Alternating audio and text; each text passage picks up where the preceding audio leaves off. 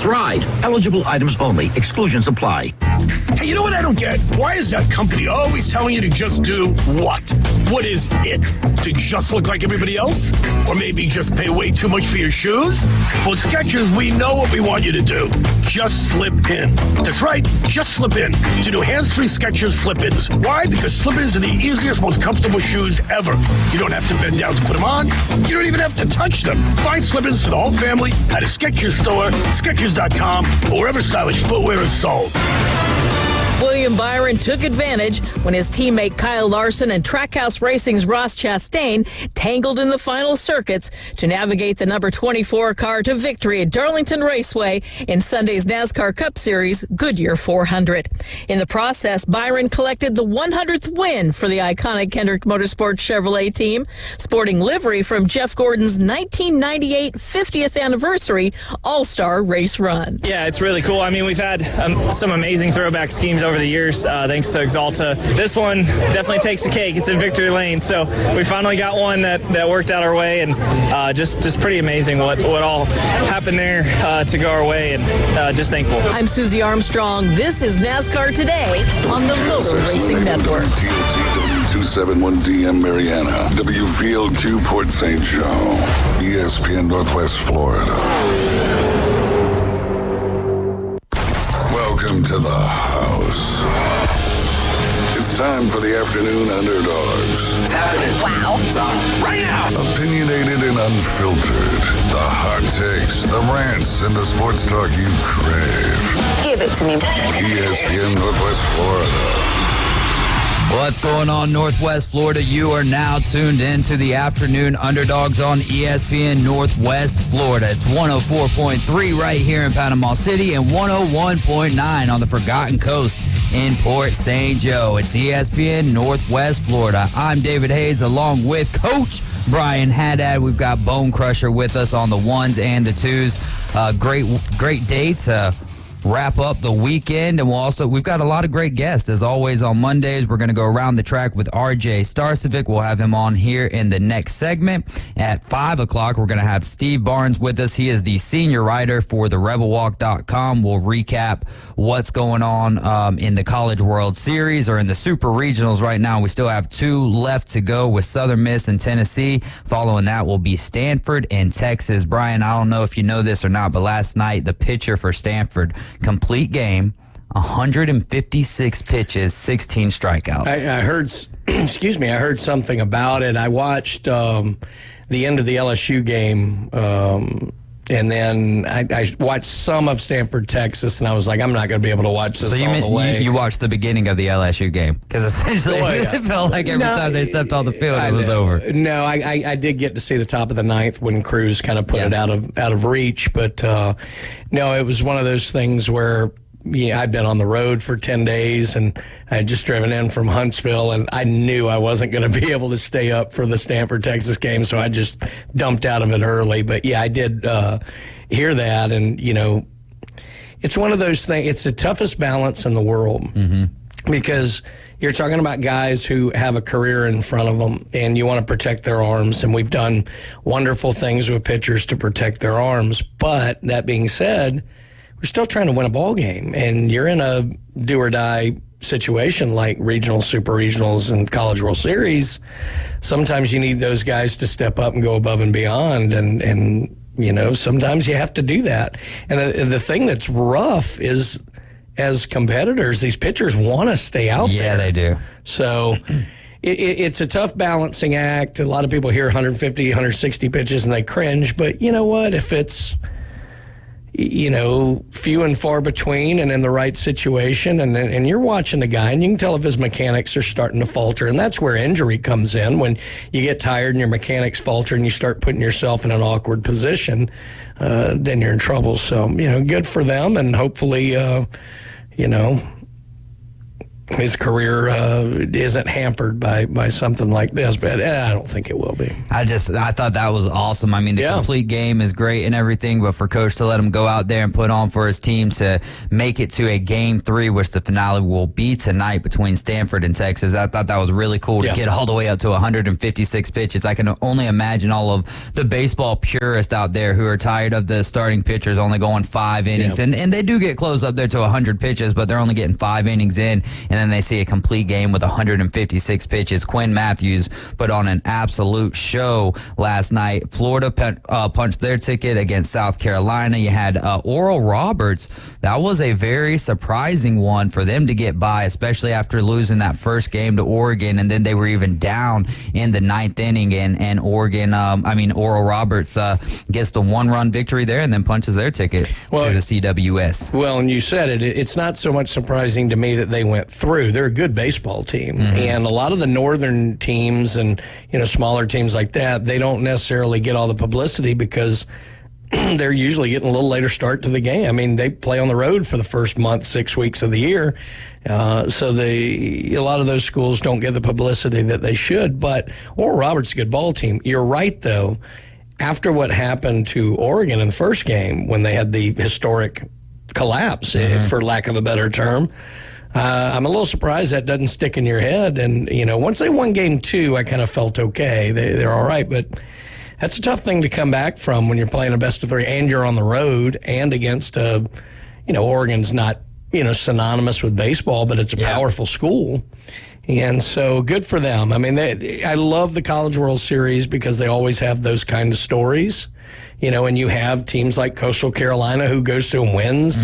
You used to have the baseball-only schools, Wichita State, Cal State, Fullerton. These were Titans. These were big-time baseball programs who were really good and nothing else. Wichita got a little better in basketball as he went on, but that was always a lot of fun, at the College World Series, having a team like that in there. Yep, TCU moving on. How about them? I mean, the run that they've had in their athletics in general. I was making a lot of jokes in the regionals and the super regionals, leading up like they're going to get all the way there and then just get mollywopped whenever it comes to the championship game. But, for real, seriously, with them getting as far as they have now in football, which I think is a little bit more impressive than this because of TCU with the big dogs. But still, to get to the College World Series as TCU and you didn't have a number there beside your name, I love that. There's this natural inclination to think TCU is this small, poorly funded school. Right. It's not either. And they put some great fundraising together for Indiana State there. Yeah, and it's a great, solid school. They're in the Big 12. They've had a long athletic tradition. I mean,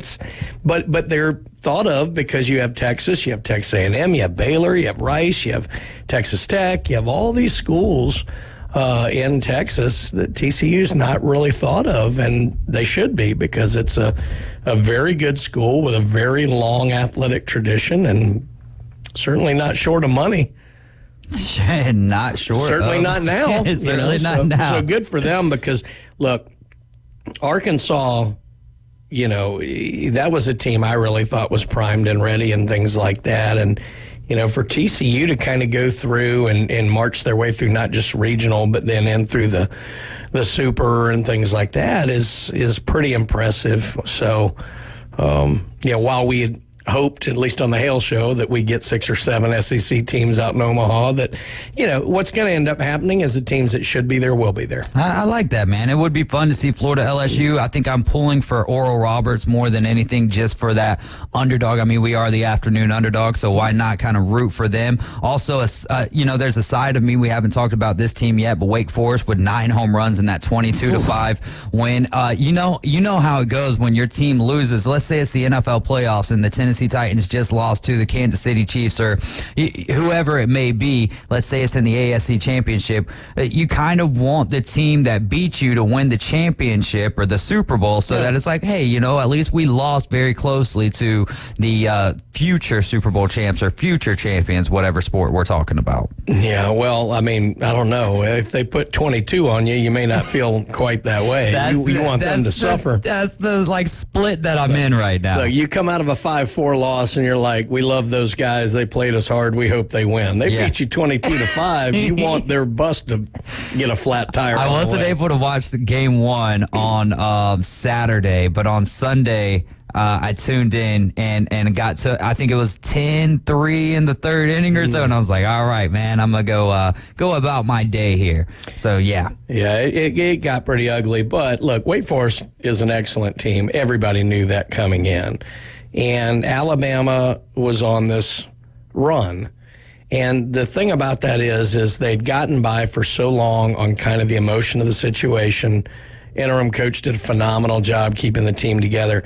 But that stuff, like, look, Cinderella, it's going to strike midnight at some point. Yeah. And you could kind of see that. If Alabama didn't get that first game, especially being in it that close, what happened in game 2 wasn't that big of a surprise. It was inevitable to happen. And, I don't want it to put a damper on what Alabama did. Phenomenal season for them. To be able to even host it. I wasn't sure for a long time they were going to make a regional. Yeah, and then host the final one. Because they were so bad in the middle of the season, after starting pretty well, I wasn't real sure what was going to happen. They were probably going to get in as at least a 3, but then they got to host, and it really may have saved baseball at Alabama for a decade, because if that thing had really come off the wheels, that could have really hampered that sport at the University of Alabama for a very long time. So what these kids did was good for them, but it may have also been really important for the University of Alabama for the next 10, 12 years in baseball. I wonder if, that was the fuel to their fire, that their coach kind of, I don't know, just...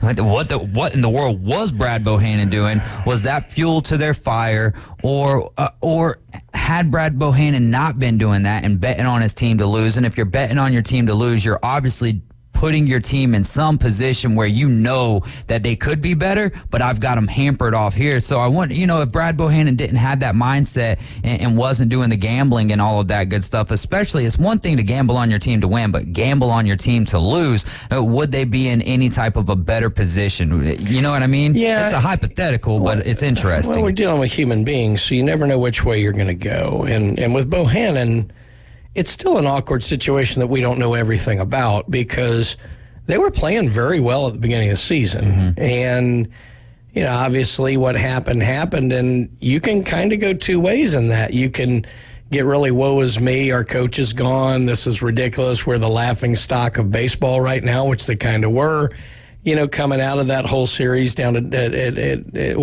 least game 1 down at LSU. And, and you can just curl up in the ball and really have it all fall apart. Or you can take the mindset of, we're not going to let this define us. I mean, it's ridiculous. It's not anything we were a part of. So, we're going to show out here.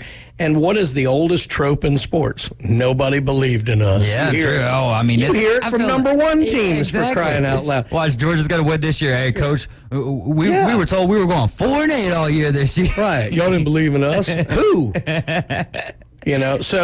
But you can really rally yourself around that, because with Alabama coming out of that, nobody did believe in that team. Right. I didn't.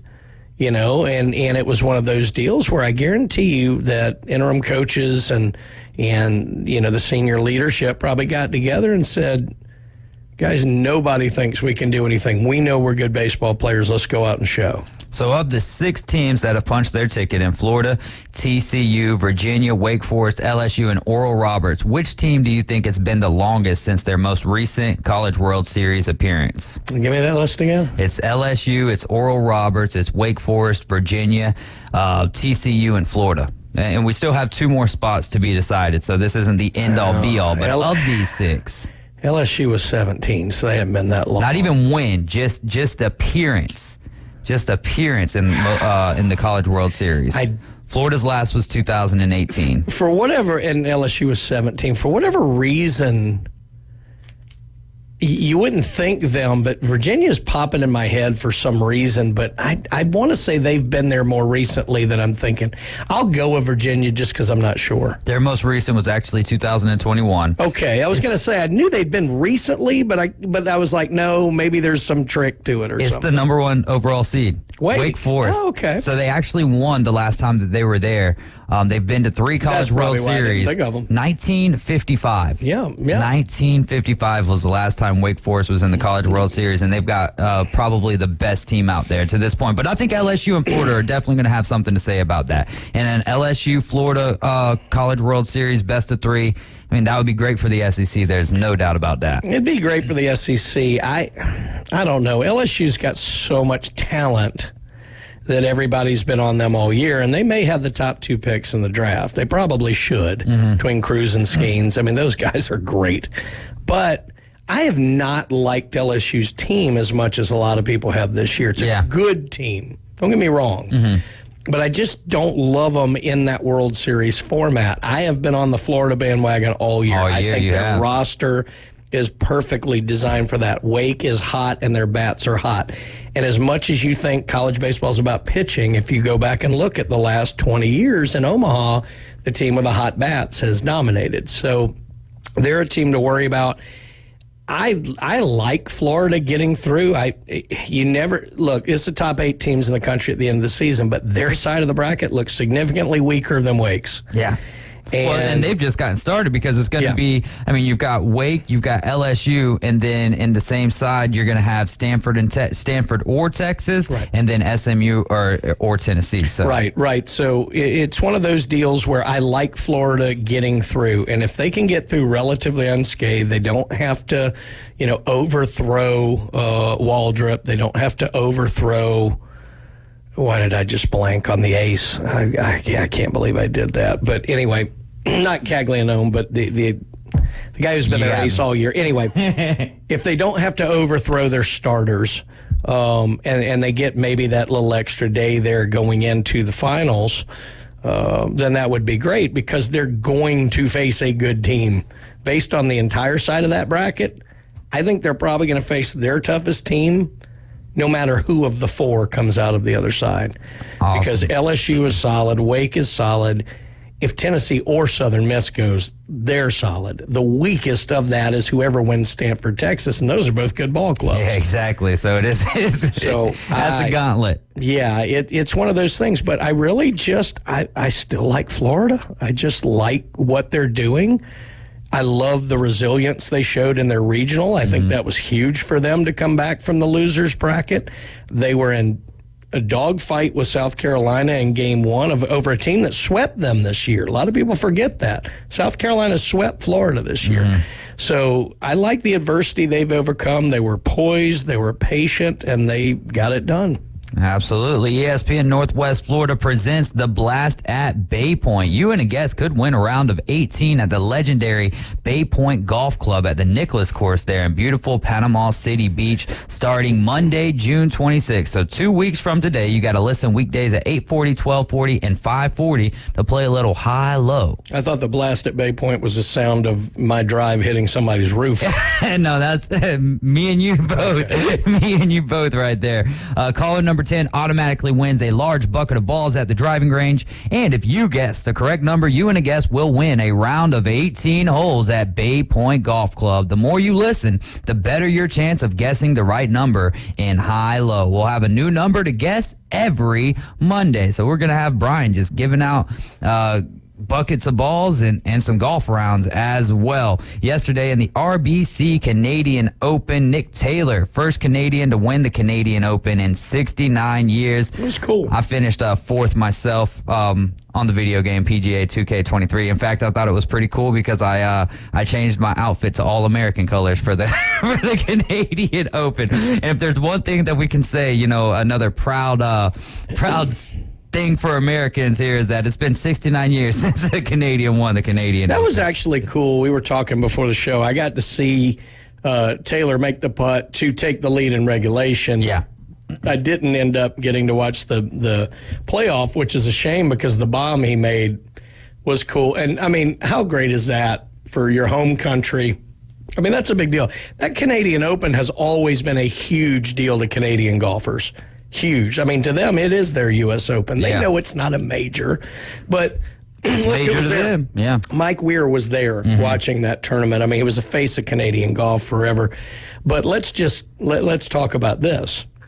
whoever that security guard needs to go play for the Ottawa Rough Riders. There you go, Adam. Tackling Adam Hadwin. Yeah. It was a nice tackle, too. That was a really good tackle because, it is great job by the security guard, because he's got to do that. That's his job. Yeah, exactly. And, Hadwin, they were so overcome with excitement. He gets on the green with the champagne and starts spraying it everywhere. And then, boom, next thing you know, not even a second and a half later. And the thing that I love the most about it is it wasn't like he was just standing right next to him. He had to actually kind of sidestep Taylor and his caddy there, and then hits him with a little stutter step. Boom! Hit stick, son. Yeah, that was probably the second best thing to happen there. But the playoff, man, it was so wild because normally you might get 2 playoff holes, but they just kept on. It seemed like if one guy would make the mistake, the other guy would make the same exact mistake in that same vicinity. And then when Fleetwood left the putt a little bit short, it's like, okay,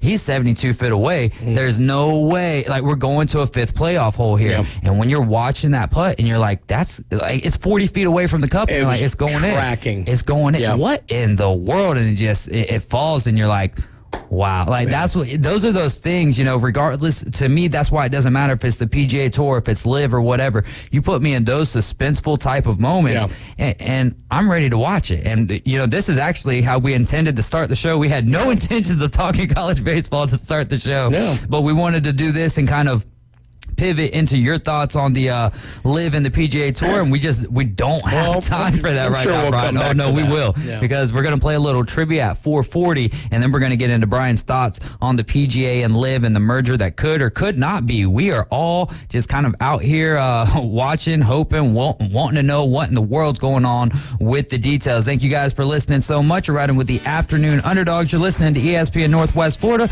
We're going to go to a break, pay some bills. We'll be right back with RJ Starcevic.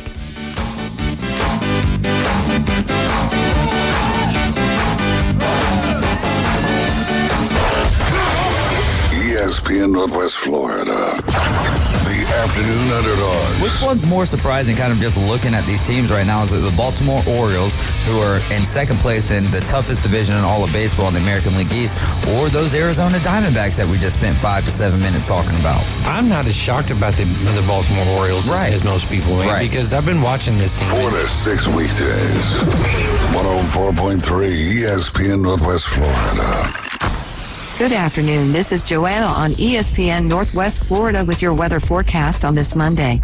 Partly sunny the remainder of the day with a moderate breeze coming out of the west-southwest around 15 miles per hour and temps near 84. We will have some clouds tonight and be warm at 78. And a mixture of some sun and a chance of thunderstorms tomorrow and a high 84. This forecast is brought to you by Earthworks of Northwest Florida. Thank you for keeping that dial at ESPN Northwest Florida.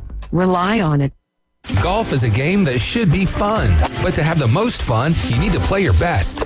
That's where the experts at Golf Plus come in. Their friendly staff will guide you through the buying process, answer all your questions, and can help with any repairs you need along the way. Golf Plus is your custom fitting, club repair, and golf retail shop. Golf Plus staff is non-commissioned and will work with you to find the best product for your game, just like they've been doing since 1988. Golf Plus in Dothan and Panama City Beach. Fitting, repair, retail. That's Golf Plus.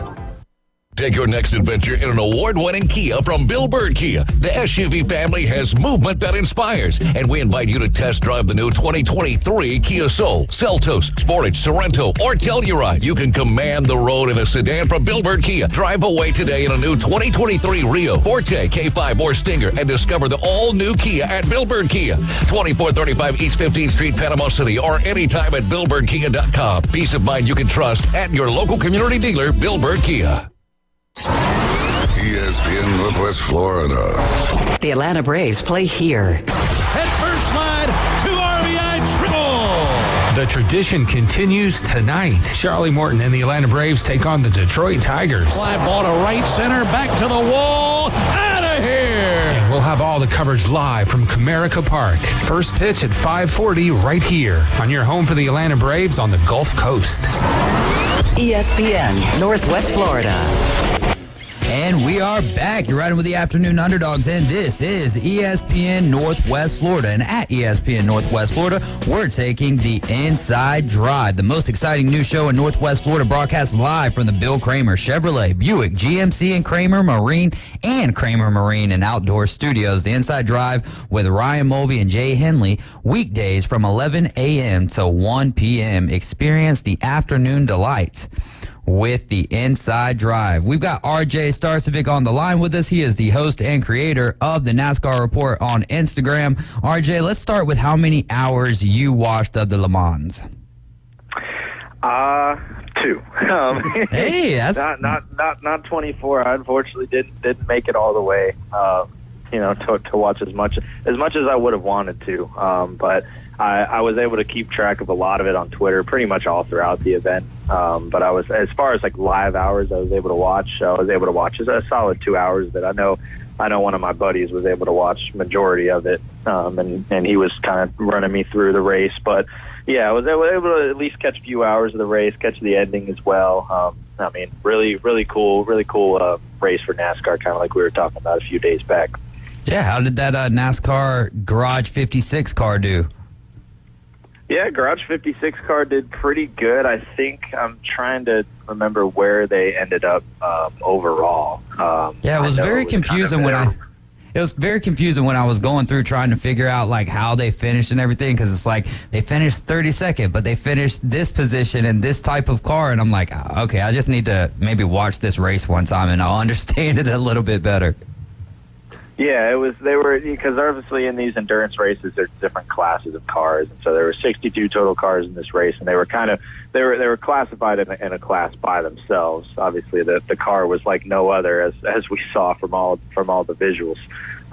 So I mean, they had a great outing. I think they only had one issue. I think it was 20 hours into the race, they finally had like a driveline issue or something like that, where they had to go and fix the car. But I think overall, I mean, for basically a car that is centrically a NASCAR, for what people call it, making it 20 hours in the event. I mean, no off-track issues. They had no crashes, no incidents, and I think it was just one little mechanical issue, maybe like 20 hours into the race, and they were able to even get back out there anyways. So, Jimmy Johnson, Jensen Button, and Mike Rockefeller did an amazing job driving that car. I'm sure it was a lot of fun. I know Jeff Gordon was there, Chad Knaus was there, Rick Hendrick, so many people that got to witness that event for NASCAR, Hendrick Motorsports, Chevrolet, Goodyear Tires. I know it was an amazing event for them, and they're proud of it.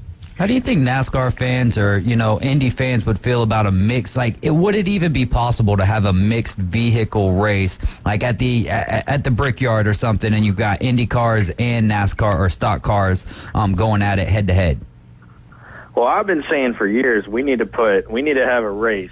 Me and my old podcast buddy Tommy Joe Martins would always say we need to have a race beginning of the year. It's the Cup. We need the Cup cars, the Xfinity cars, and the trucks all on the track at the same time in like a multi-class race. And our idea was that could be like the new class. You take, the playoff drivers from the Cup Series the previous year, the playoff drivers from the Xfinity Series, and the playoff drivers and teams from the Truck Series the previous year, and you all run in a multi-class race. I think that could be really fun on a road course, and that could be even some like exhibition race you run on the Daytona road course, the week before Daytona, given if we, say we put the Clash on the schedule.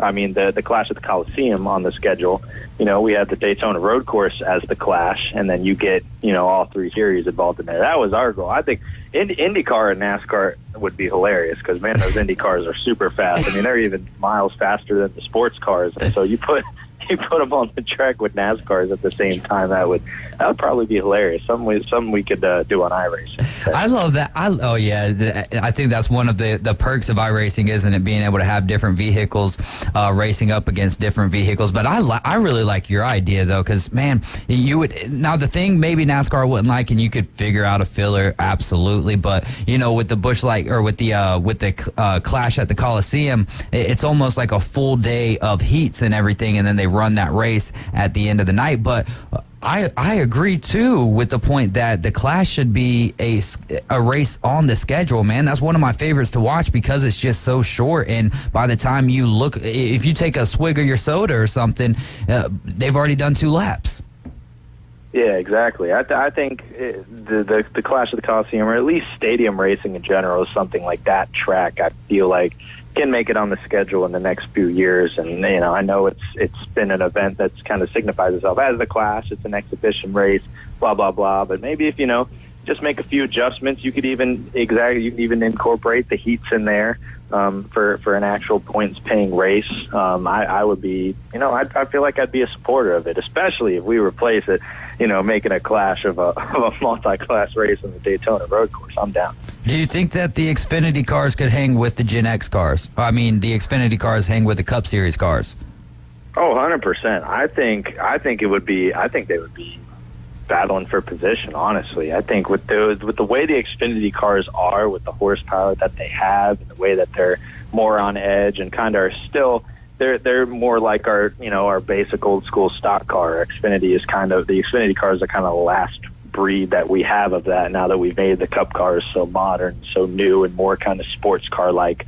I'd be really interested to see how those two cars kind of faced off against each other, because there are times where there's certain tracks that we go to on the schedule, very few, but that certain tracks that we go to on the schedule that the Xfinity cars are hitting just about, or not, a little bit more speed than the Cup Series cars. I know that was almost a weekly thing back when the Cup Series ran the 550 horsepower package, and we were running very minimal horsepower for the Cup cars because the Xfinity Series had more horsepower, so they were running faster. But now the Cup Series have a little bit more horsepower, but still, the speed, it's there. On tracks, it varies. Where would that lead the Craftsman Series trucks at? Would they be able to ride with them? Now, the trucks, I don't think they'd be able to stick with those two guys, but it'd be interesting to see them on the race. I mean, it wouldn't be super, far apart, but I don't think the Truck Series trucks couldn't keep up with both of them. But I think it'd be really fun to just see kind of the Truck Series trucks like moving chicanes as they get lapped, during the race. How are you going to get around that big truck that's sitting in front of you? It'd be a very, really, really fun visual. Probably cause a lot of chaos. I mean, NASCAR fans love chaos. We love chaos. So no doubt. That's why Ross Chastain is one of the biggest names in the game right now. But no, I mean, you could, and I know that this is absolutely impossible, but take your your playoff guys from the Cup Series, put them in the truck cars, take the truck drivers, put them in the Cup car, or put them in the Xfinity, and then put the Xfinity guys, I don't know, mix them up a little bit, make them drive something that they're not used to driving. I think that could be interesting. You're listening to ESPN Northwest Florida. We're on the line with RJ Starcevic. He is the host and creator of the NASCAR Report, and you can find that on Instagram. So tell us about what went down in wine country at Sonoma there with Martin Truex Jr. Yeah, Martin Truex Jr. got the win, his second of the year, and I really, going into the race, I thought it was going to be a Toyota race where we had Denny Hamlin. Oh, it's sponsored by Toyota, but I figured the Toyotas were going to be pretty fast. I know Denny Hamlin had won the pole. Christopher Bell was kind of my guy. It's like, man, I feel like this is kind of a Christopher Bell race. Maybe he gets the job done here.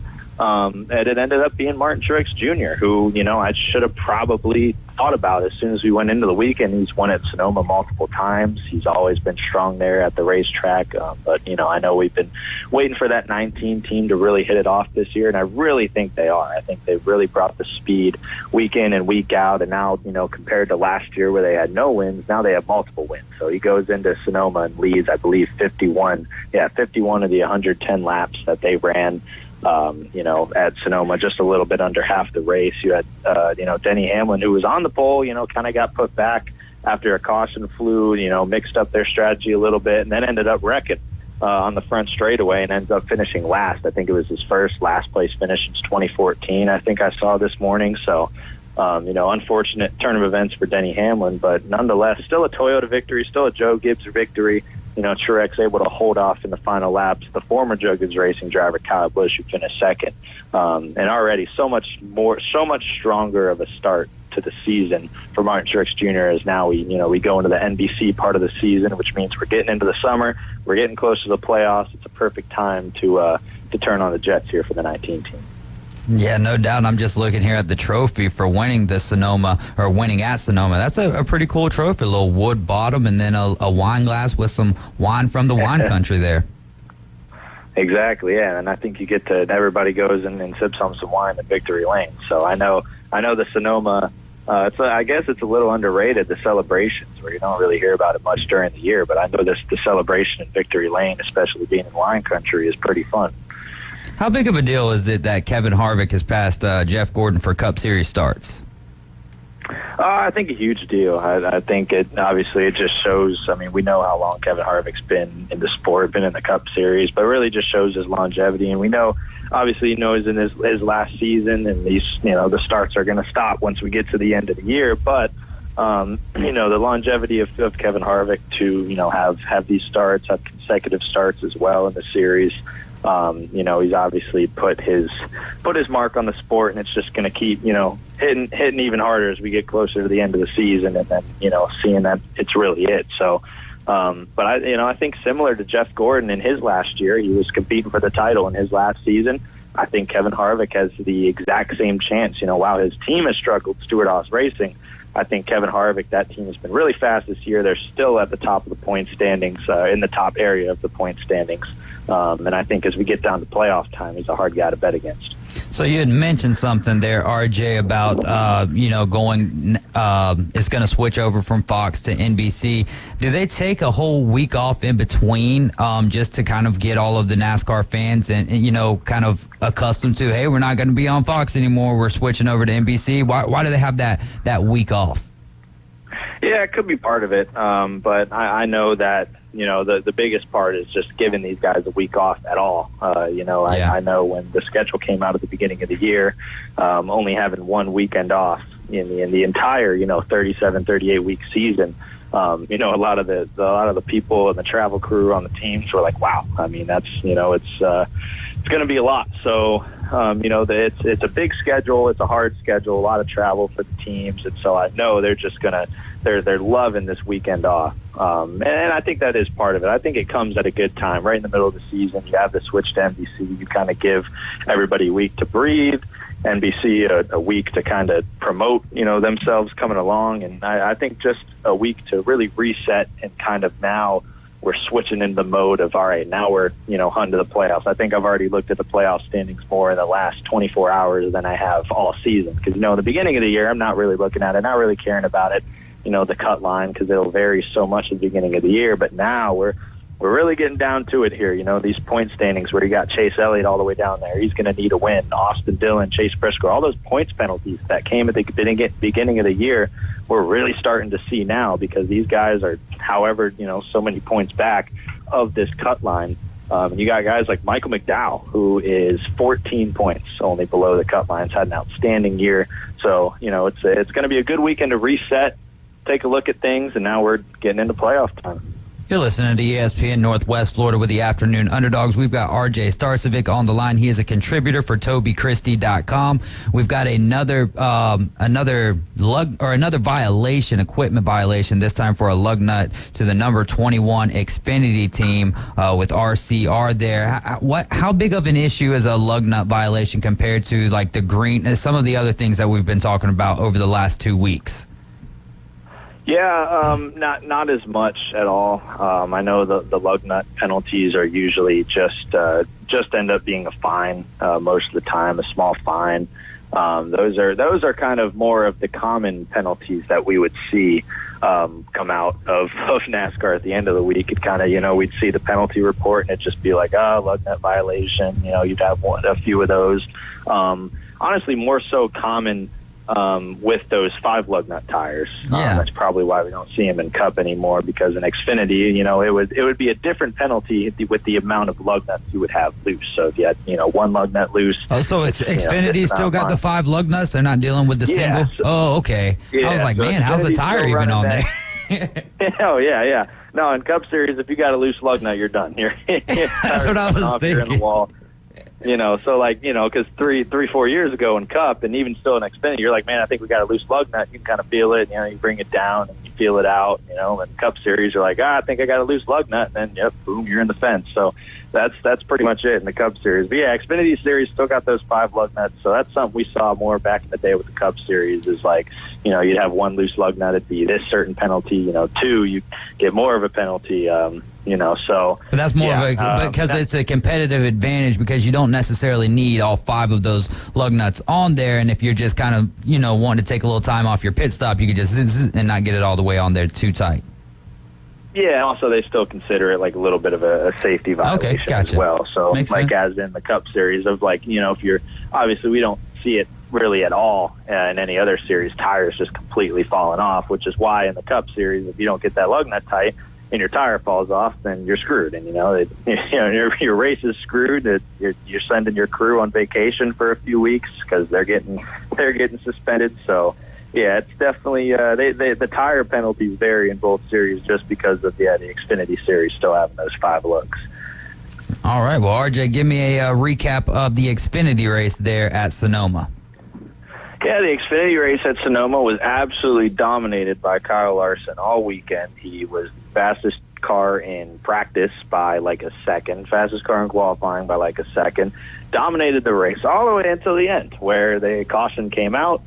We had a restart at the end. Some cars stayed out. He chose the wrong lane and got stuck behind some people and ended up being in third. He got by Allmendinger for second, and he's chasing down Eric Almirola, who was driving the 28 car for RSS Racing, owned by Ryan Sieg, he wasn't a Stewart-Haas Racing prepared car, but still really cool to, see him out front for a nice family-owned organization that's been in the Xfinity Series forever. So he was out front getting chased down by Larson, and Larson ended up hitting one of, the tire barriers on the inside of the final corner and kind of messed up his car, messed up his splitter a little bit, and wasn't able to get back to Almirola for the victory. So, in a weekend that was absolutely dominated by Kyle Larson, and people were probably turning off their TVs or switching the channel or checking Twitter saying, man, Kyle Larson's just absolutely whooping the field.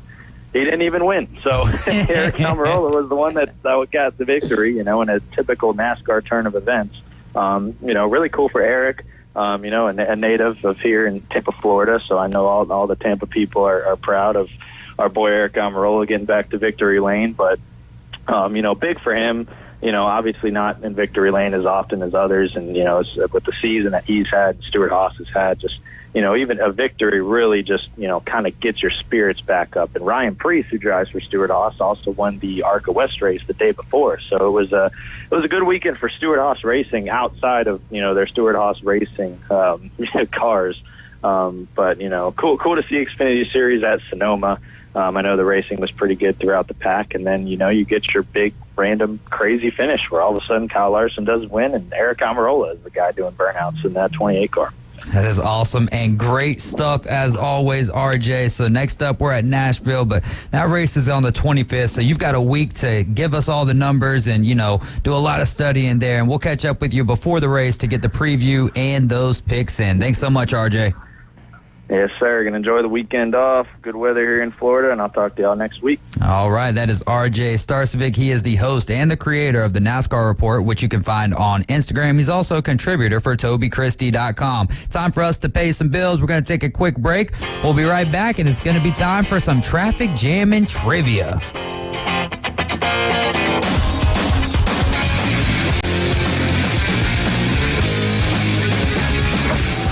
ESPN Northwest Florida. We're taking the inside drive. Talking about the PGA Tour and Live, we were talking about off the break and just how this is really, like you said, Chris, so much stuff to unpack and how did it even come to be? And we're going down rabbit holes. Oh, it's the only thing you can do in this thing is definitely going down these multiple rabbit holes. Join Ryan Mulvey. Thank you very little. Middays 11 to 1 on ESPN Northwest Florida. Good afternoon. This is Joanna on ESPN Northwest Florida with your weather forecast on this Monday. Partly sunny the remainder of the day with a moderate breeze coming out of the west-southwest around 15 miles per hour and temps near 84. We will have some clouds tonight and be warm at 78. And a mixture of some sun and a chance of thunderstorms tomorrow and a high 84. This forecast is brought to you by Earthworks of Northwest Florida. Thank you for keeping that dial at ESPN Northwest Florida. Rely on it. Hello, this is Rick Vosser with RV of Panama City, your local Stormore portable building dealer, located at 2241 East Baldwin Road. Shopping for a garage, portable building, cabin, We build them anywhere from 8 to 16 foot wide, 10 feet to 60 feet long. We can do insulation, electricity, transom dormers, thermal windows. Come, let's customize a building together. Rick Vossen, Stormore Portable Building Dealer, Panama City. PCB Hobby, the beach's premier hobby store for sports cards, comics, coins, and trading card games. PCB Hobby carries the largest selection of boxes and packs from the latest releases of brands like Topps, Panini, Leaf, and more. Looking for a specific player or team? PCB Hobby has a wide assortment of raw and graded cards. They carry parallel rookie, game used, and autographed cards in both modern and vintage. Have a collection you want to sell? We buy, sell, and trade. PCB Hobby on Back Beach Road, just east of Florida Linen. Call 850-320-8388. ESPN Northwest Florida. The Afternoon Underdogs. Call in with your questions, hot takes, and rants at 850-215-6290. I'm sure that most of you have used a dial telephone before. The Sports Talk Monster. ESPN Northwest Florida. We're the Afternoon Underdogs, and this is ESPN Northwest Florida, your home for the Atlanta Braves in Northwest Florida. The Atlanta Braves are sponsored locally by Best Way Portable Buildings, Dave & Buster's, PCB Hobby, and Gulf Coast Aquarium. Charlie Morton on the bump for the Bravos tonight, going up against the Detroit Tigers. We'll get you to that game. First pitch tonight at 5:40. We'll get you right there on time for the first pitch of the ball game. Good series for the Mets good series for the Braves against the Mets and the Nationals, two divisional teams that they needed to take care of. But before we get into your Braves update, brought to you by the Break Room, little traffic jamming trivia. Exit velocities first became tracked in 2015. Who has the hardest hit ball since exit velo's inception? So this is 2022 here, 2022, a very exciting player in the game, a young player who's, I'll give you another hint, he's not currently playing right now. And while we're waiting on a call, 850-215-6290 is the number to call. You're going to win $25 to not the, but that boot store, a 12-pack brought to you by Buffalo Rock, and we'll also throw in some toys, some swag from Dave & Buster's. The Break Room brings you the Braves update. Today's special is spaghetti and meatballs. Tuesdays is meatloaf. On Wednesdays, I've had that meatloaf. He's had that. Hey, Brian's face lit up. Yeah. He's like, that's good stuff. I'm in the middle of work. Stop that. That meatloaf is wonderful. On Wednesdays, chicken pot pies. Thursdays, you got hamburger steak, and on Friday, air fried chicken. And lo and behold, on the weekends, you got wings for just $1. All of these specials are just $12. You get a drink and your sides with that, and it's, they sell them while supplies last there. So y'all go check out the Break Room. Is a phenomenal place, and they'll get you in and out of there, man. If you're worried about what the drive-through line is going to look like, don't worry about that. Just go over to the Break Room, sit up there at the bar, talk to Chef Ross, tell him ESPN Northwest Florida sent you, and they will take care of you. 850-215-6290. Tell me when exit velocities first became tracked in 2015. Who has the hardest hit baseball since exit velo's inception? And before, I definitely want to get into PGA Live here, because this is kind of our last segment to just kind of talk amongst ourselves here. We got Steve Barnes, top of hour number 2, and then we're going to have Todd Mueller, representing, or the owner of PCB Hobby. He'll be joining us here at 5:20. But what about, this has to do with the card shop, and I could more than likely ask this question at 5:20, but what's your thoughts on Ellie De La Cruz? I'm laughing because I have one of our regular customers, actually. He and I have talked about this a lot. He's a big baseball prospector, and while I was on the road all last week, in addition to my real job that I have to do, I was stopping by a lot of card shops and picking up stuff for PCB Hobby, and I got... So you're like double timing even when you're on the road. I bet that's kind of fun, though. It was actually a blast because I got to go... I mean, I was in 6 different states and 8 different hotel rooms in the last 10 days, but I got to go into a lot of different shops, meet a lot of different people, but I picked up some Ellie stuff the day before he got called up, and then just watching the effect of it since, it's the closest thing I've seen to the Brock Purdy effect in football. Yeah. There were slight differences to it, but what he was texting me was just crazy prices on things that literally a week ago were going for $2. That is wild. Now we're going for over 30. And he was still a big prospect, then, but for $2 now, once he made his debut, it was over. You're not getting those cards that cheap again unless maybe he gets injured or something. It's baseball guys always get a huge bump when they get called up, right? But the hype around Ellie has been so big. When he hits a home run, it's a monster. When he just does things sensationally. Yes. And last night he ran out a little, it was it was kind of in between first and second, but he was there at first base before the pitcher even thought about catching the ball. His plate to third speed and stuff is just unbelievable. Ridiculous. So yeah, it's one of those things where he's kind of a hobby darling right now, and his stuff is it's absurd. Yeah. Don't get me wrong. Like I said, I got what I could get, and it started getting a little ridiculous by the end of last week. But we do have a few things there. But yes, his stuff is very popular and very hot right now. So if you're sitting on any Ellie De La Cruz cards, this might be a good time to sell. Yeah. So the Braves take 2-3 from the Nationals. They had their 7-game win streak snapped yesterday. They lost 6-2 as Bryce Elder, his first loss of the year, had a National League leading ERA of 2.26. That got bumped up to 2.69 because he gave up a season high of 5 runs and 8 hits in just 5 1/3 innings, and he struck out a season low, which you can't get much lower than this. Struck out just one batter, but it did start with Elder's start. It marked the 3rd straight game. The Braves starting pitcher was 24 or younger. You had Jared Schuster started Saturday, 24.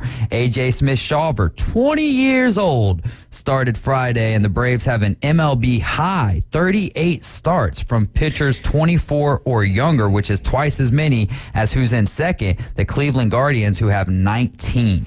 Yeah, the Braves have, in the last, 5-10 years, whatever, probably longer than that, they've always been an organization that if they see somebody who's showing some promise, they're willing to push them to the top and let them go play. That's why they get all those cheap contracts, too, because they see him up there and they're like, this could work. But a lot of people will see that and they'll want to overstep, the process and give them time here, give them time here, give them time here. And it's what I used to tell kids coaching. It's like, if the goal is to get to the second floor, the goal is to get to the second floor, not to touch every step on the way. Yeah. And that's what elevators are for. Yeah, or occasionally you skip a few, or sometimes you may spend a little extra time on one step. But never forget, the goal is to get to the destination. It's not you have to do every little single thing.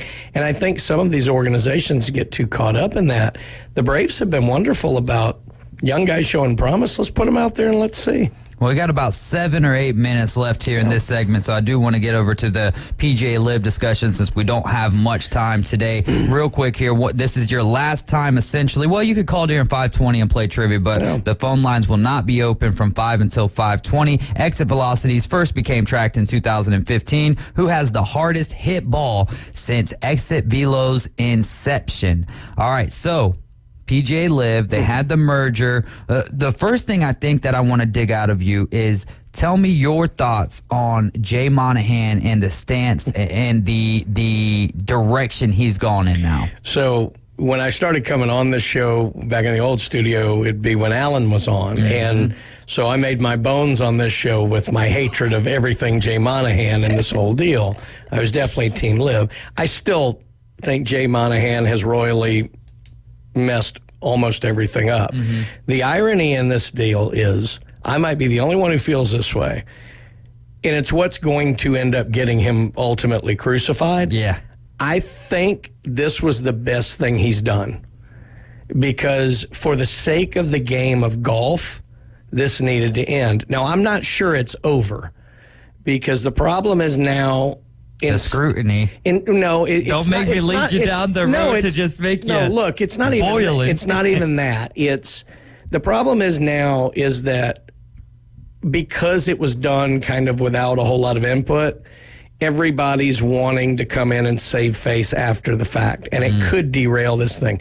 The reason I think getting everyone back together is important is not because Live One or PGA One or anything like that. It doesn't matter. The game of golf needed this to happen because one of the first things I said originally when this broke is it reminded me eerily of kart and IRL and open wheel racing. It took 25 years for that wound to heal, and it crushed open wheel racing in this country for a long time.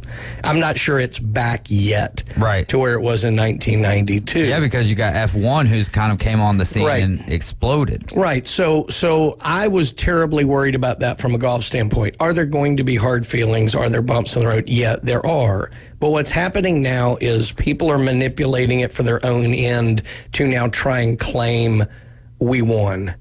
And that's what's bothersome. So the other thing that's got me just infuriated is the only entity I think that could possibly ruin this situation worse is who's getting involved. Who would that be, Brian?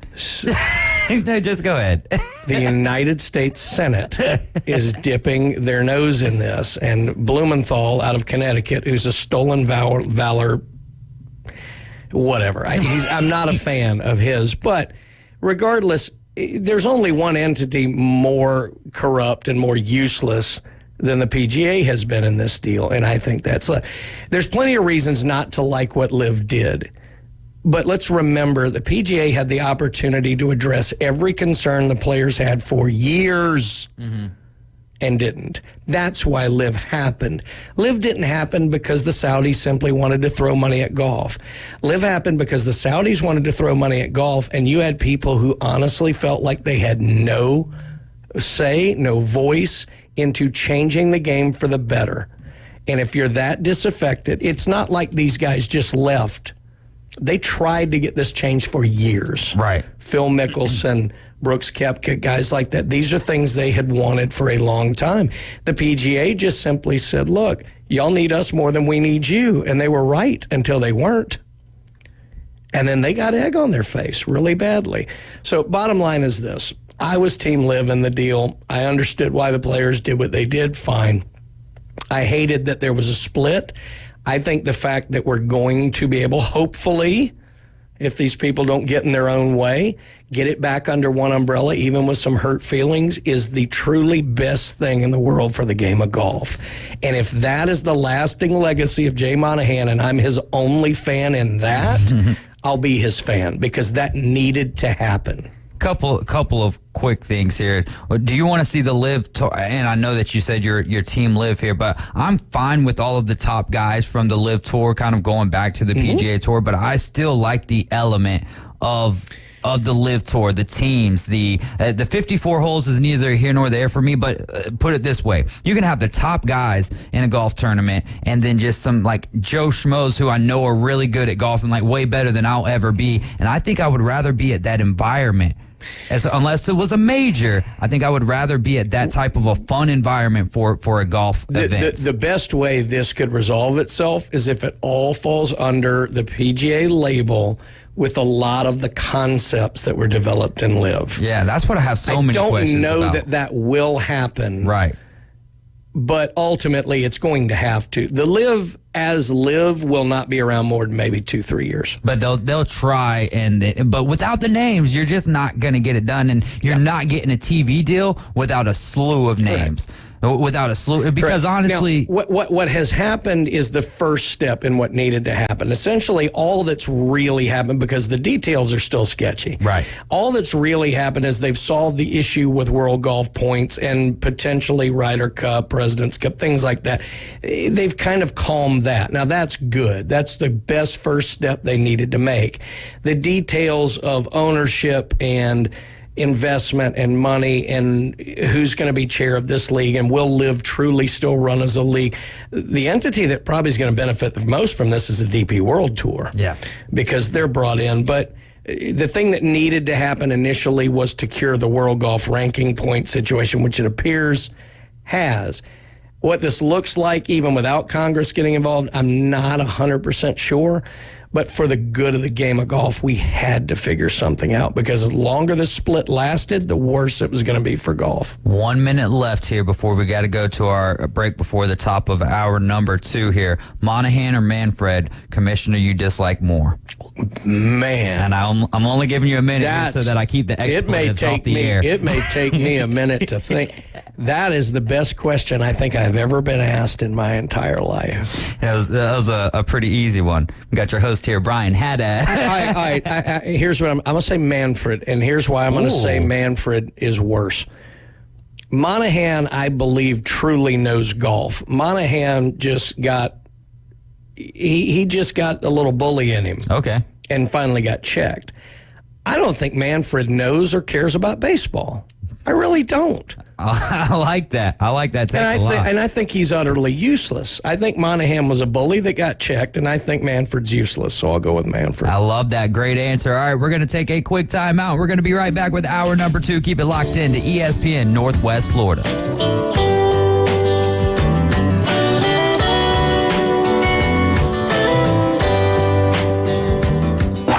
ESPN Northwest Florida presents The Blast at Bay Point, starting Monday, June 26th. Listen to Win Your Tee Time at the legendary Bay Point Golf Club in beautiful Panama City Beach. Listen weekdays at 8:40, 12:40, and 5:40 to play high-low for a chance to win 18 holes at Bay Point Golf Club.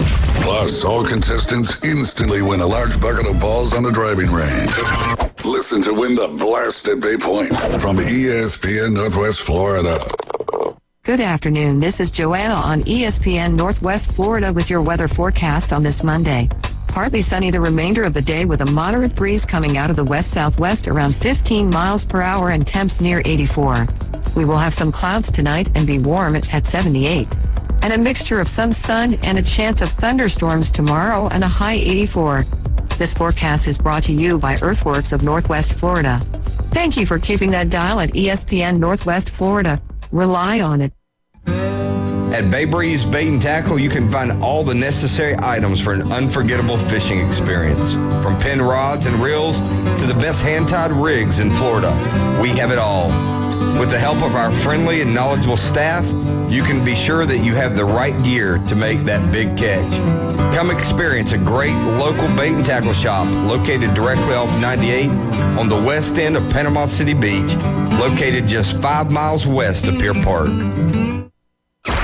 WGSX Lynn Haven, WTOT, W271DM Mariana, WVLQ Port St. Joe. ESPN Northwest Florida. Father's Day is a great time to sweeten up good old dad with a couple dozen or more Krispy Kreme donuts. Why 2 dozen or more? Well, you know, good old dad will share with the whole family, so you gotta have plenty. That's why he's such a great dad, right? This Father's Day, make a trip to Krispy Kreme Donuts and make the whole family happy. I mean, make good old dad happy. Next to HCA Hospital, 23rd Street, Panama City, and the Ross Clark Circle in Dothan. Thanks for sharing, Dad. Hometown Sports Talk from hometown hosts. People are loving it. We're live and local. Now back to the Afternoon Underdogs. Are you kidding me? 104.3 ESPN Northwest Florida. And welcome back to the Afternoon Underdogs. Brian Haddad sitting in here. We're down a wheel. David Hayes just had to step out and take care of something. He'll be right back with us soon. But I get the joy, the utter pleasure that comes every Monday, or most Mondays at 5 p.m., to bring on Steve Barnes with us. Steve from the rebelwalk.com. Do we have Steve on the line yet? I will have Steve in just a moment. All right. Well, we're going to wait on Steve Barnes there. So looking forward to that. Always love talking with Steve and get his takes on the college super regionals as we lead into the College World Series. Of course, writer for the rebelwalk.com. Steve talks with us about college football, college baseball, all kind of sporting events. He's been a writer, all across the sports landscape for many, many years. Loves his Troy Trojans. And so we'll get Steve on here to talk about the College World Series and the super regionals here in just a moment. But Yeah, it's been a wonderful, wonderful day so far, and we got Steve on the line. Steve, Brian Haddad sitting in here, and that, Steve, you sound like a ringtone.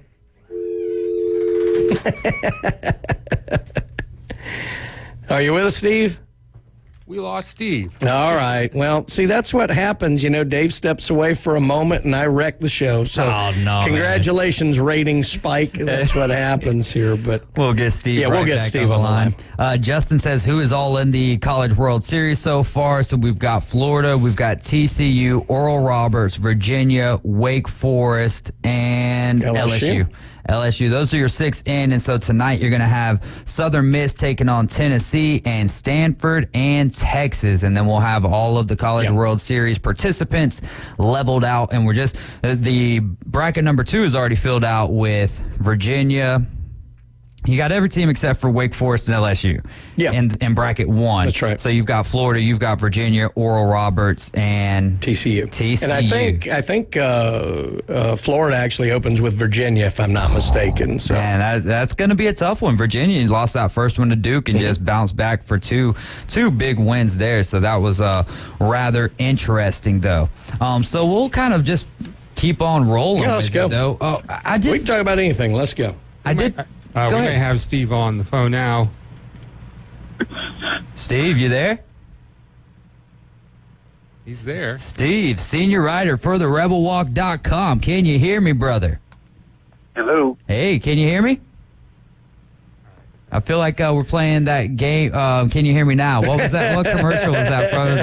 Was that cellular or something like that? You're going old there. Or singular. I can't remember. Maybe it was Verizon. I had singular at one time. Yeah, it had the little orange man with the arms and everything. That was rather interesting. Before we get Steve back on the line with us, Jordy Ball, the pitcher from Oklahoma. I saw this. So she's a sophomore. She's won 2 titles with Oklahoma. Now she's transferring out just a week after winning, or not even a full week after winning the Women's College World Series. 2 of them back-to-back, had a chance to three-peat. She's going to be a junior next year. She's heading back home to Nebraska. She was their ace, too, wasn't she? Yeah, she was their ace as well. So quickly give me a synopsis on that, and then we'll get over to Steve. I mean, in a way, it's shocking, but then you think, well, she's got 2 national championships and she wants to be closer to home. Why not? You know? I mean, nowhere to go but down, I guess, where you are. That is wild. And they're keeping a litany of talent as well. I think it just speaks to, what she values, and she wants to be closer to home and, probably have family come watch her play more. And, she's got her rings, and hey, why not? I guess after you win 2, what does it matter? We've got Steve Barnes on the line with us. He's a senior writer for the rebelwalk.com. Steve, what's going on, my friend? Y'all hung up on me, man. What's up with that? Usually just women do that. Well, we just couldn't hear you talking, so it was like, all right, on to the next line then. We're just taking calls now at this point. But let's start with the games tonight. We've got Southern Miss, Tennessee, and Stanford and Texas. Let's start with Southern Miss and Tennessee. What have you seen from the series to this point, and who do you think wins that game? Well, right now they're currently in another weather delay, so this could be another one that's going to have to wait until tomorrow. But, Brian, I hate to say this to you, brother. I'm not sure what's in your cup, but I hope it's strong. I'm kind of pulling for Southern Miss in this thing. I would like to see 3 different Mississippi schools go to the College World Series in 3 different years. I agree with you. It's so hard for me to agree with you, though, because Steve understands I think I've said this with him before, Ole Miss is big brother, Mississippi State's little brother, Southern is the weird cousin that nobody likes. Well, the thing is, my brother-in-law is a Southern Miss grad, and I think the math plays out right. He graduated with Jimmy Buffett, so how cool is that? Yeah, well, my parents were there a little before Jimmy, but so my parents both went there, and my dad actually went to Southern Miss on a baseball scholarship as a pitcher, and then tore up his shoulder. But I am pulling for him. But let's face it, if you got Southern Miss versus Tennessee, I mean, I don't have a whole lot of wins in that prospect. Well, the only thing is, I mean, if Southern does get to Omaha, Tanner Hall's going to get you 2 wins. Yeah. He's 12-4, and this year he's given up 31 earned runs. Yeah. The second guy, Nico Mazzo, he's given up 32 earned runs. And the third guy, Billy Oldham, who I think is going tonight, He's given up 41 earned runs all season long. They've got the pitching. It's kind of like, last year. Don't let the reps get hot. Yeah. When you had Dylan DeLucia and you had Hunter Elliott, and then Jack Doherty comes in, those 5 perfect innings in the first game of the finals. I think Southern has that kind of pitching. The problem they'll run into is if they have to play Wake Forest. Yeah. Because Wake Forest is just hammering the baseball. No, that's 100% true, and I was actually pulling for Southern last year for obvious reasons, but no. But what's amazing, Steve, is you list off their pitching, and it's phenomenal, and you think the one guy who's not in that mix, who used to be in that mix, is Florida's number 2, who might be their number 1 right now, and Hurston Waldrop, who's down there, and there's some projections have him going in the first round of the draft this year. So, well, I think Hall goes in the first round. Yeah. And I think Florida's got 2 first rounders. I think Sproat's going to go in the first round as well, and Langford on the bat side would. And if Caglianone was older, he might be up there with Dylan Cruz. So, yeah, but phenomenal recruiting by Southern. To bring those kind of players in, and I'm pulling for them today. So. Scott Berry, what I like about this guy, he's a head coach. Yeah. He's announced his retirement already at the end of this year. These kids love him. Yeah. So I think they're going to play their hearts out for him.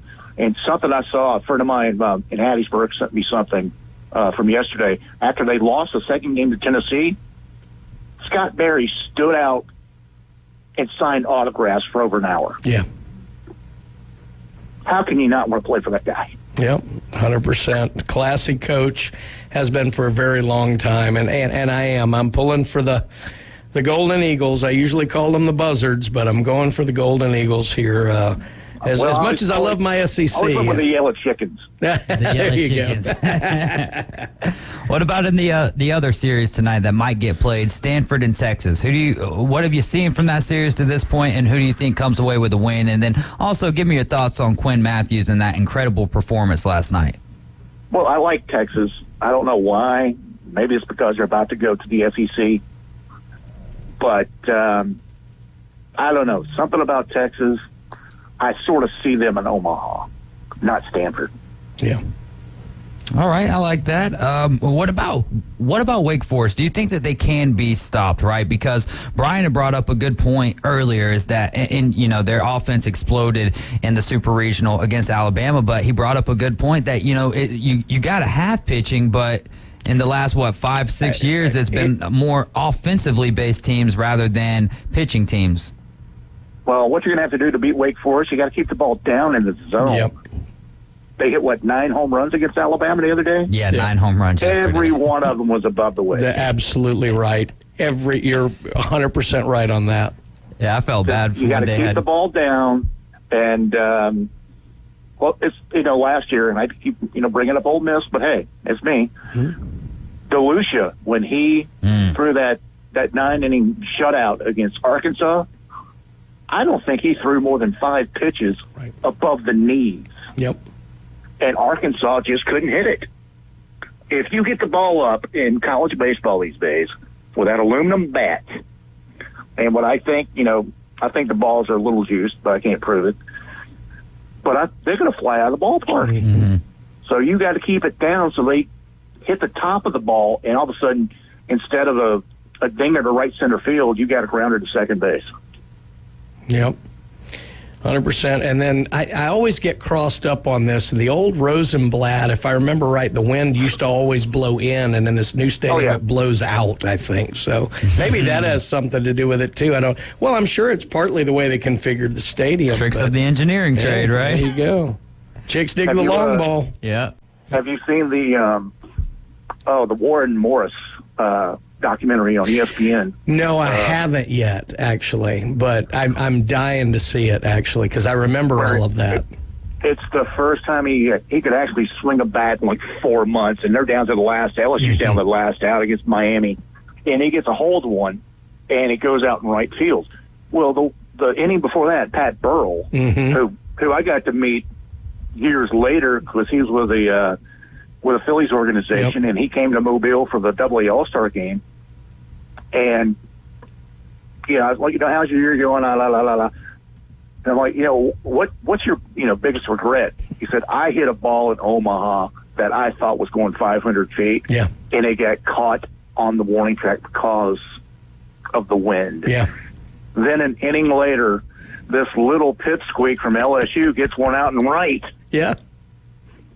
And in the documentary, they say the only place that ball could have gotten out of that ballpark that day was on the right field line. Exactly and where he it hit went. And he hit it in the perfect place. And speaking of Omaha, something else this is must-see TV, and as soon as my right hand can work again and I can type, I'm writing this column. This is must-see TV. You've got to watch Last In, Last Out, the Ole Miss College World Series story. Mm-hmm. That is, I think I've watched it like 5 times. Yeah. And, the reason is there's a kid, TJ McCants, who just entered the portal, and I'm not sure why. I think he's supposed to come closer to home, being near his dad. His mom was diagnosed with cancer during the season. And they said the only thing that kept him from crying was her saying, we're going to Omaha. We're going to Omaha. Yeah. And he hits a home run in the first game of the finals. And in the second game, because they sent me this video from his Instagram, they show him run up the stands, hug his mom. Yeah. And it reminded me of the Kevin Costner line in, golly, I guess it was Field of Dreams. How can you not be romantic about baseball? Yeah. And that's why I'm kind of like TCU this year, too. How can you not be romantic about this team? I can think of 2 other teams in history who've had a football team go to a major bowl game, basketball team to the tournament, the baseball team to the World Series in the same academic year.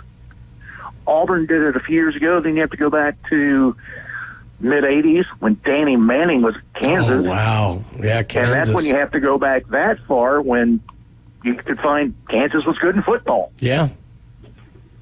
Yeah, so, that's true. You kind of like TCU here. Any team that can go into Fayetteville and take down what I thought was a perfectly primed and ready Arkansas team, like they did, and dismantled them in that first game. Just blew their doors off. So we were talking earlier. Any team that gets to Omaha is a team that should be there. You got to be. And I love the stories of TCU and Oral Roberts, and those are fun stories. And then you got the big dogs, the Floridas and LSU's and Wake Forest and things like that. There's not much like the College World Series. No. Well, I remember the day when Citadel went one year. Yeah. And then Coastal Carolina went out there and won it. Yep. So, you kind of like those, about 6 years ago, Troy was 2 outs away from making a super regional against Georgia. Yeah. So you got to love those teams. You're like, we don't have all their resources. We don't have all their money. And, and money's getting to be more and more important. I'm not sure if y'all saw that the Notre Dame AD. Swarbrick, yep. Yep, he's retiring. And who'd they hire? The executive director of NBC Sports, I believe. Yes. I don't know his name. What is that about? It's about money. Yeah. Yeah. I heard Brian talk about 2 commissioners earlier. Well, one of them, you said, I don't think he really knows the sport. And I agree with you, by the way. Yeah. Name those commissioners there, Steve. Not even going to go there. I might want a job there someday. There you go. But this guy, all right, you're a TV executive. Well, what do you know about scheduling volleyball games? What do you know about golf? You know about trying to put Notre Dame's football team on TV. Yep. So I'm not sure that's going to be such a great fit. That's a very interesting take. How can you not be romantic about baseball? It's actually a quote from Moneyball, from Moneyball. That's right. It was Brad Pitt. Yep. Yeah, it was Brad. It sounds like it. It sounds like it would have been in Field. No. I got you with Google there. I don't want. I Googled it afterwards because I was like, what movie is that from? It does sound familiar. Well, but I'm terrible with movie quotes. In my mind, I could almost hear like him talking to, and I think it was the point at which James Earl Jones was sitting on the bleachers and went into his. Exactly. That's what I was thinking, Brian. Yeah, exactly. That is great stuff. We've only got about 2 minutes left here, Steve, but bracket 2 is already set. You've got Florida, Virginia, Oral Roberts, TCU. So Southern Miss won't be in that bracket. Who would you like to see, and who do you think will come out of bracket number 2? Florida's just playing so well. It seems like they've got everything just, on the same page where, okay, we can either score 12 or we can score 2, and we can still win. It really does remind me of Ole Miss last year, where I think the Rebels just forgot how to lose. Yeah. In that thing I told you I saw on ESPN, Mike Bianco, the coach, said, think about this, guys. When's the last time we lost? He said Vanderbilt in the SEC tournament. Yeah. That was May 23rd. Today's June 22nd. We haven't lost a baseball game in a month. That's insane. Yeah. So it's like, don't let the Reds get hot. Don't let the Gators get hot. Yep. No doubt. Well, Steve, thanks. And I would really love to see Florida and Wake. Oh, Florida and Wake. I would be really interested in that one as well. Steve, I hate to do this. We're up against a break, as it always tends to happen when we have you on. It's like these segments just go way too fast. Stop hanging up on me, guys. And we're sorry about that, Steve-O. But you take care, man, and we'll be talking to you soon, okay? All right. Have a good night. You as well. That is Steve Barnes, senior writer for therebelwalk.com. Don't go anywhere. We're going to have Todd Mueller in the house with us, owner of PCB Hobby. We'll be right back.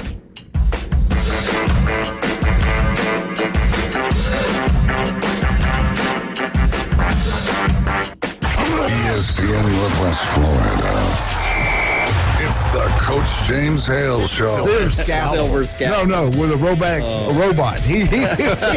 With a silver robot. I like it. I like you. that. 10-foot beings in his backyard that crash landed. Oh, my God. I thought you were going to say something about something. Hey, if you would take a time out, this is a great story. You ruined it. Weekday morning, 7 to 9. ESPN Northwest Florida. Good evening. This is Joanna on ESPN Northwest Florida with your forecast on this Monday. Some clouds tonight with a light breeze coming out of the west-southwest around 7 miles per hour, and look for the low to be 78. Tomorrow morning, there will be a chance of thunderstorms and some sun with the temperature reaching 84. Partly sunny in the afternoon and evening with a high of 84. This weather is brought to you by Ellis Agency Insurance. Thank you for listening to ESPN Northwest Florida. Rely on it.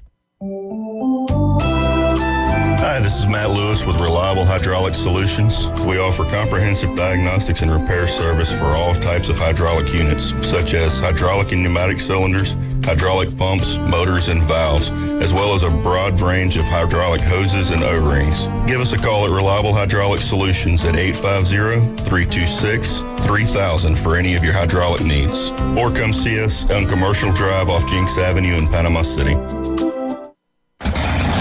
Young Cycle across from FedEx Mosley Drive in Lynn Haven has a fantastic selection of pre-owned Harleys at great prices. Great prices. Don't buy a Harley until you stop by Young Cycle. Young Cycle, a full service department is available too, offering motor trike conversions, parts, and accessories. Nothing compares to Harley-Davidson and the low prices on pre-owned Harleys at Young Cycle. Young Cycle, 112 Mosley Drive across from FedEx in Lynn Haven. ESPN Northwest Florida. The Atlanta Braves play here. At first slide, 2 RBI triple. The tradition continues tonight. Charlie Morton and the Atlanta Braves take on the Detroit Tigers. Fly ball to right center, back to the wall, out of here. And we'll have all the coverage live from Comerica Park. First pitch at 5:40 right here on your home for the Atlanta Braves on the Gulf Coast. ESPN Northwest Florida. The mission Your mission, should you decide to accept it. Save the panhandle from boring cookie-cutter radio. Now back to the Afternoon Underdogs. This tape will self-destruct in 5 seconds. 104.3 ESPN Northwest Florida. And we are back. It's the Afternoon Underdogs on ESPN Northwest Florida. 104.3 Panama City, 101.9 Port St. Joe. I'm David Hayes along with Coach Brian Haddad and Todd Mueller, the owner of PCB Hobby. And this is where we talk all things hobby. What is going on, Todd? Good to see you. What's going on, everybody? Good to see you guys. Great to be here on another Monday. Hot morning. It is hot out there, no doubt. It'd be warm, guys. We got 800% humidity outside. I'm trying to get one of those little blue swimming pools out there so I can just go out there and take a dive every now and again. Well, everything's going pretty good. Got one shout out to make real quick. My daughter Emma works for the shop, and she had a gallbladder surgery today. She's got her gallbladder removed, and so she's at home. She's good. Everything's great. We'll probably see her back at the shop in a couple days, but just wanted to make sure everybody knew that one of the staples of the shop is out for a couple days right now. But and she's got that Mueller work ethic. She's already texted me like, I'm sure don't forget this, don't forget this. And I was like, just go get some rest. Yeah, exactly. So anyways, things are going good. We had trade day. Trade day was last Saturday, and that was really great. We also were at a show, a couple shows. One for sports cards this last weekend. Picked up a bunch of new inventory. So if anybody's looking for any football cards or any new stuff, Ellie De La Cruz, was it Luis Arias? There's just some bunch of Jackson Holiday, guys like that. There's some hot stuff out there. We just picked up a bunch of that stuff. So come in if you're looking for those cards. We have got them. TCGs have been rolling right along, and with that having been said, this Saturday is the kids learn and play for Pokemon, and make sure you get on our website pcbhobby.com. Make sure you get signed up and bring your kid down so they can play and get some cool stuff. So we're pretty excited about that. We also have our regular Friday Night Magic that we've been doing, and it has been growing. We've been getting 8 to 10 people a night, which is great for our location and our size. Heck yeah. And so we're super excited about that. So just putting it out there. If you play Magic the Gathering, come check us out Friday nights. About what time does that start? I believe 6:30. Okay. I believe we start at 6:30 on most of our events. The Pokemon Kids Play is at 8 in the morning. 8 in the morning, if anybody did not know that. TCGs have been selling pretty well. New set just came out called Paldea. And that's been pretty awesome. A lot of people have been ordering that and coming in and buying it. Like I said, we have our website going. We've announced that it's up and operational, and it is. And we've been getting a lot of orders, actually. So that's been really exciting. We do sell a lot of pre-order product, and if anybody doesn't understand what that is, pre-order is when the product's not actually officially out yet, but you can certainly purchase it, and when it comes in, we'll ship it to you. Yeah. Or you can come pick it up. I remember when that used to be a big thing in video games. Yes, yeah. Right. Exactly. Same type of thing. So pre-order. So we're doing all that type of stuff. See, I go too far back. I remember waiting at the record store at midnight for the CD to come out. But Brian, we know you're old. All right. Oh, wait. Hey, at least I said CD. That's true. He said, oh, wait, I'm the same. So the comic books have been going pretty strong. We have lots of customers coming in. And for that, hopefully everybody realizes that every Wednesday is New Release Wednesday. So we get a whole slew of new releases in. If you didn't know that by now, that's what happens every Wednesday. So you need to come see us for the newest comic books that release. As far as coins go, I just got back from Baltimore, Maryland. I went up to the Baltimore, Maryland coin show, myself and Kate, and we had a couple others with us, and my wife, Sharon, and Chad, and we went up there and had a fantastic time. We actually stayed at a hotel right across from the stadium, from the Orioles Stadium. Camden. Yeah. And of course, Friday night they had a game, and it was insane. Yeah. The amount of people. So that was a really cool experience for us, being down there with all the people coming into town for the game and all that kind of stuff. Got to meet a lot of nice new friends and got to hang out a lot. The coin business was doing very well. We actually had a table at the show this time, and so we were selling and buying, and we spent a lot of money. too much money. But we had a good time. So we just got back from that. So we have a lot of fresh coin inventory. If anybody's out there listening and needs anything new in your coin world, please come in and check us out. Please come talk to us. We've got a lot of stuff.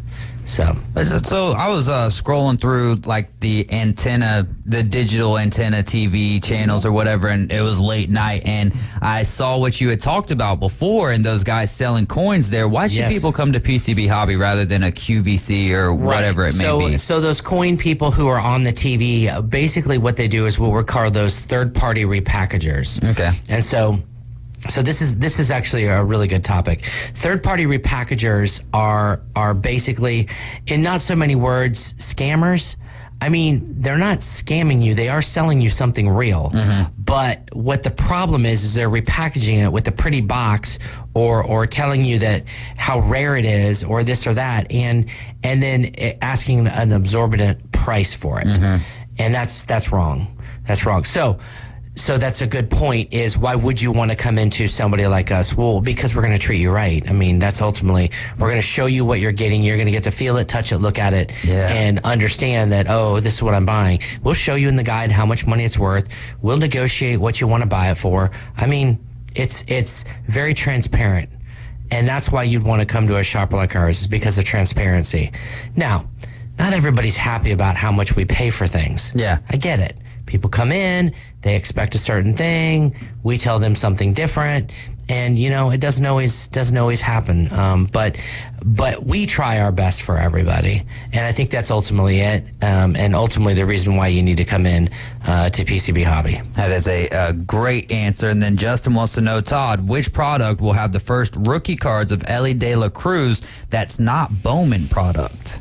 Here we go, Brian. It's probably going to be Topps Update. I was going to say either Topps Update or Series 3. Don't they have it? Well, that will be Update. Right. So now the question will be, by the time Topps Chrome comes out, they may have had time to get him in there, and that would be excellent too.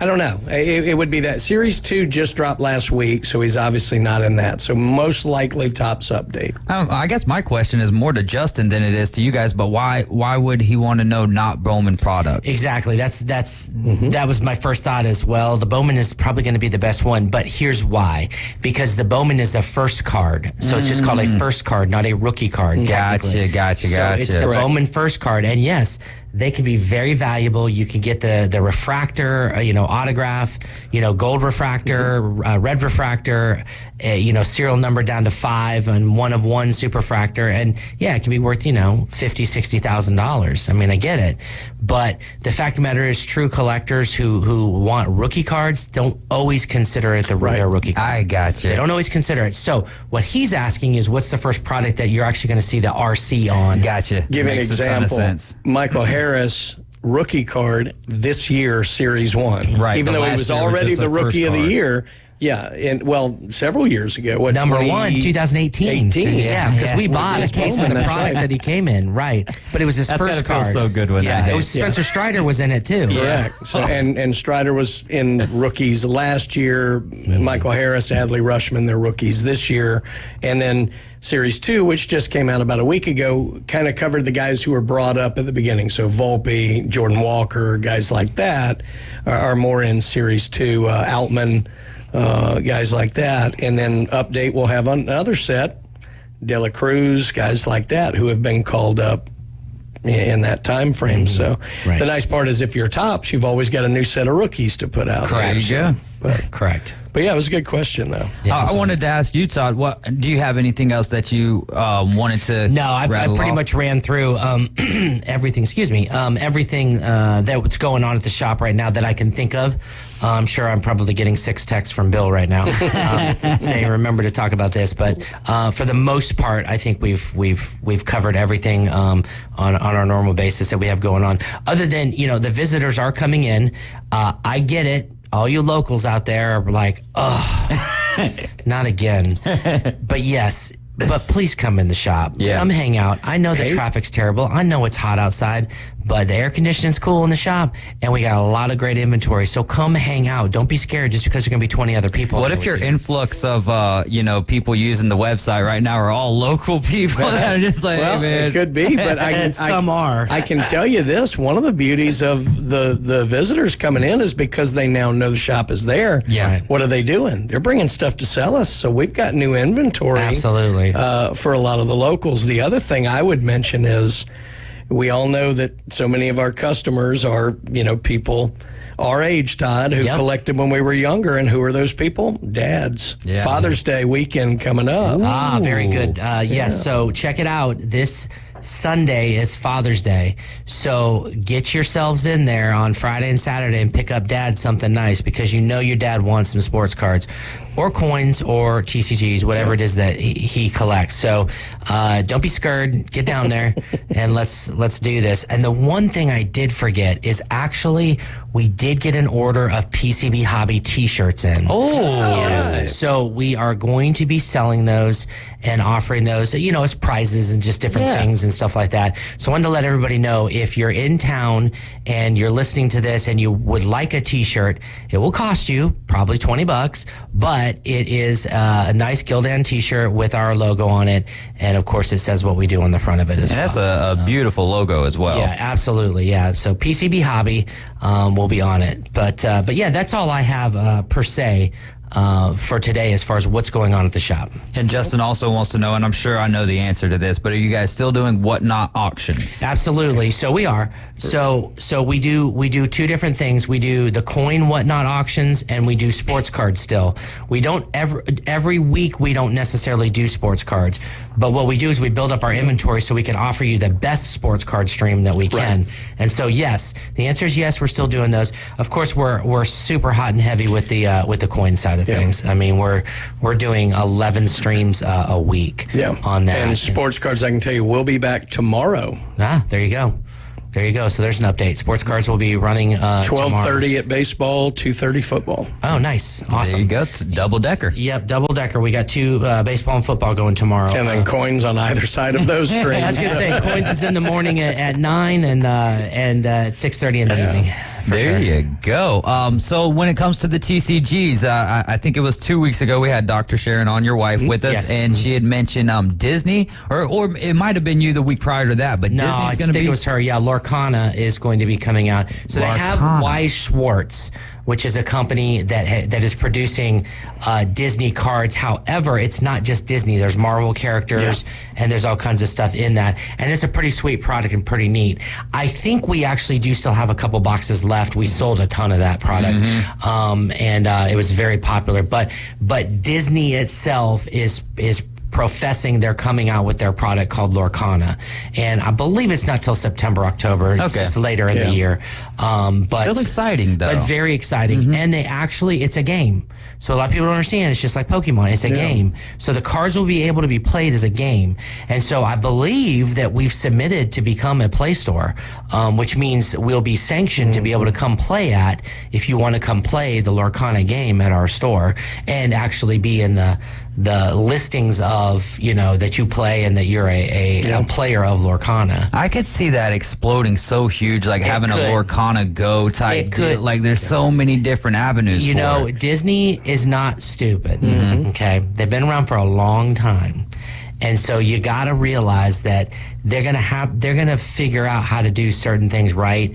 And this is probably one of them, because the Disneyites out there are nuts. They're nuts. And look, my wife is one. I'm telling you right now. But they're nuts. But how many of them are there? There's so many of them out there. So many. Their kids are involved in it. Even if their kids maybe are more Pokemon or whatever, now they can do something with mom and dad or whatever. And then, I think that you can get sports people involved in this, and then have like your superheroes or your princesses playing up against, because who does Disney own? ESPN. So then even bigger than that, play sports cards. Think about this. What's even bigger than that? Where is Disney at? Well, it's in Orlando, and it's in LA, right? Mm-hmm. But it's also in Singapore, or it's also in Paris. It's worldwide. Yeah. So you got to realize that and understand that this is a worldwide play. Yeah. Right? This is not just a U.S. thing. This is a worldwide play. And so, again, Disney has a lot of strength behind them, and they're in many different countries. And so, you got to look at it that way, that there's going to be some real wind behind this. So yeah, it's an exciting product. And I know Sharon is very excited about it and cannot wait till we get that in. And can't wait till we find out if we're a Play Store as well. Absolutely. Well, and on the sports end, the interesting thing is some of the hottest products right now are actually the collegiate products. For I know. A couple of reasons. Number one, Victor Wembanyama is all the rage with basketball. His first autograph products are out, and we have them in shop. But on the football side, Fanatics, in pressuring Panini out the door, possibly, they've signed exclusive deals with Bryce Young, C.J. Stroud, and Will Levis. So the only autographs you're going to find on those three guys are going to be in the Bowman Chrome U products and the Bowman's Best U that are out there now. So the boom in college cards right now is actually really exciting and a lot of fun. Yeah, and I believe it's going to be even more exciting when Fanatics pressures out more and more, and I think they should. I mean, the fact of the matter is that what's it called, the NIL. Is that NIL? NIL, yeah. And now they can deal directly with athletes and stuff like that. Fanatics is brilliant. Yeah, that's exactly what they're going to do. They're going to go to the money, and the money is, hey, so once you sign with us, instead of signing with, NCAA or whoever, however that works, come sign with us and we'll put cards out there and you can do autographs and we'll have merch and do all this stuff. Yeah, it's going to be fantastic. That is awesome. And we're out of time for today. Another brilliant segment with Tom Mueller, PCB Hobby. We'll have him back with us next Monday at 5:20. Your Atlanta Braves are coming up next. We've got 3 local shows tomorrow, and you can just keep it locked into ESPN Northwest Florida. Braves coming up next. Y'all have a wonderful afternoon. Boo, Rob Manfred.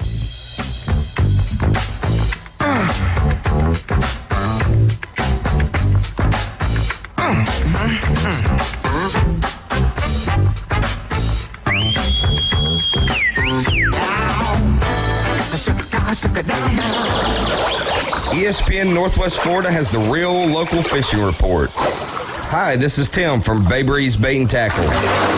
Join me every Friday at 4:20 during the Afternoon Underdogs. It's accurate, detailed content from local anglers, plus fishing updates on Saturday and Sunday morning right when you hit the water. Advice and stories from local anglers. Tune into the Bay Breeze Bait and Tackle Fishing